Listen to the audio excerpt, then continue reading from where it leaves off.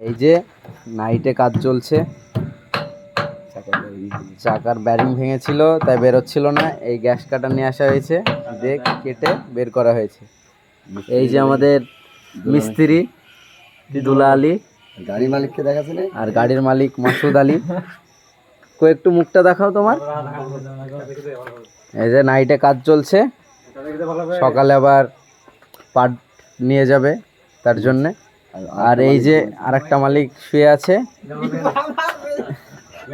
আর আরেকটা মালিক এই যে বাইকে বসে আছে,